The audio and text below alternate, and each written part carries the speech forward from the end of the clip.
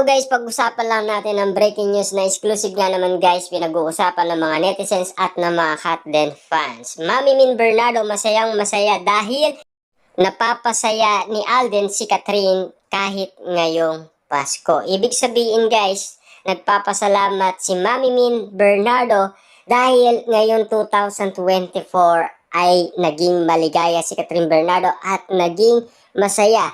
Hindi katulad last 2023 ay napakalungkot ni Catherine Bernardo at siyempre sad na sad siya dahil kitang-kita naman guys sa muka ni Catherine Bernardo na talagang bad girl siya dahil lumalaban siya sa kapagsubukan at lalong-lalo na binabago niya ang kanyang sarili.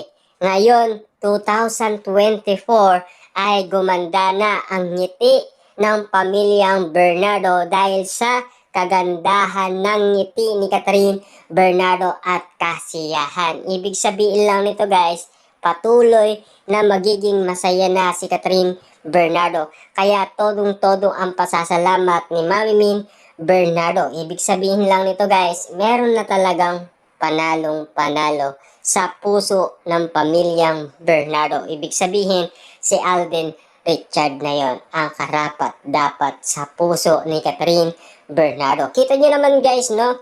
Kitang-kita naman kasi sa body language nila at sila na mismo ang nagsasabing komportable na kasi sila. Pero, marami pa rin guys ang nag-a-agree na mag-on na kasi sina Catherine Bernardo at Alden Richard. Kasi kitang-kita naman siguro ng karamihan kung ano ang ginagawa ni na Alden Richard at Catherine Bernardo. Kaya sina Mami Min Bernardo at Daddy Teddy Bernardo masayang masaya na rin para sa kanyang anak dahil nakapili na siya ng tamang lalaki para sa kanyang puso. Ibig sabihin lang nito guys, talagang tama ang desisyon ni Catherine Bernardo at tama din ang desisyon ng pamilyang Bernardo na talagang maghanap na si Catherine Bernardo ng tamang lalaki para sa kanya. Ganon din guys ang request ng mga netizens at mga Katden fans at ibang mga celebrity kay Catherine Bernardo na kayang-kaya mo pa yan na maulit ang nasayang na 11 years sa tamang tao. Ibig sabihin lang nito guys, dahil alam nila at nasaksihan nila ang mga pangyayari sa Iwalayan Katniel kung papaano nasaktan si Catherine Bernardo last 2023. Pero ngayon, nasaksihan na nila kung papaano kaligaya at kasaya si Catherine Bernardo. Hindi nating inaasahan guys dahil naging blooming na siya at gumanda at bumalik pa ang kanyang taba. 'Di ba? At lalong-lalo na pati na ang mga Katniel fans ay nakita si Catherine Bernardo, nakita nila ang kagandahan niya at ang kanyang taba ay bumalik na. Kaya nga naman guys, inangaan nila ang dati nilang idolo na si Catherine Bernardo na ngayon ay pinapasaya ni Alden Richard. Kita nyo naman guys, no? Meron talagang pagbabagong mangyayari sa buhay ni Catherine Bernardo na hindi niya inaasahan at hindi natin inaasahan na si Alden Richard pala yun. Kasi pinag-uusapan nga naman sila guys madalas sa social media, lalong-lalo na last 2023 ay pinag-uusapan din sila. Ganun kalupit guys ang social media.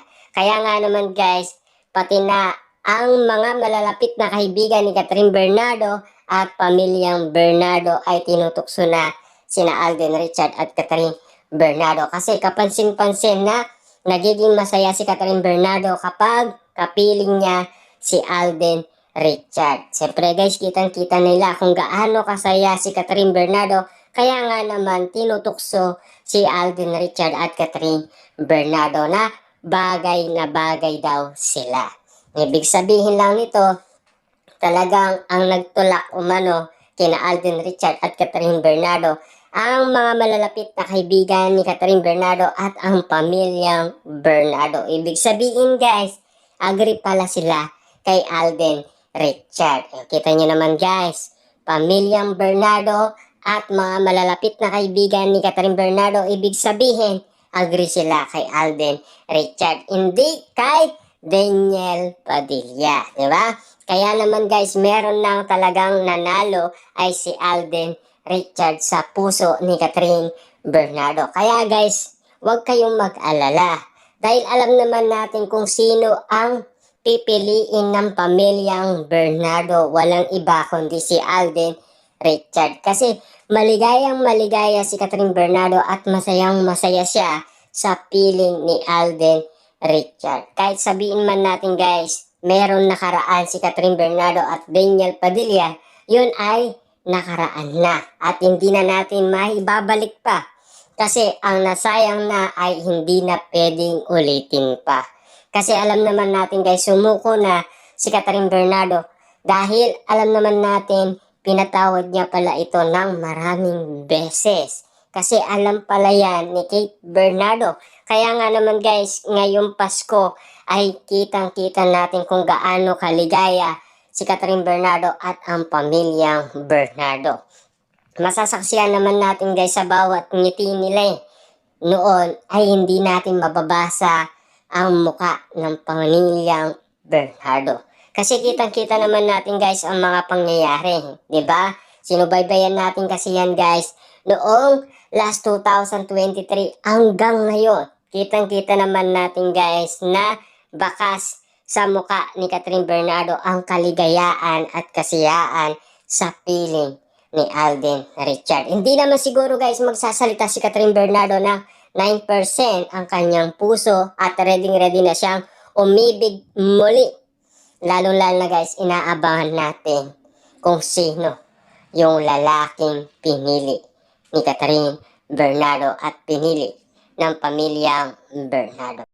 Pabor na kasi guys ang pamilyang Bernardo kay Alden Richard dahil nasasaksihan nila kung gaano kasaya si Catherine Bernardo at kaligaya.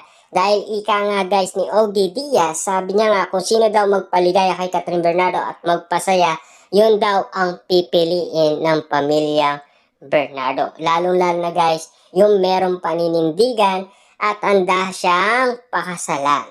Grabe guys, no? Alam naman natin, tutuhanin yun ni Alden Richard na hindi niya na pakakawalan pa ang isang Catherine Bernardo, di ba?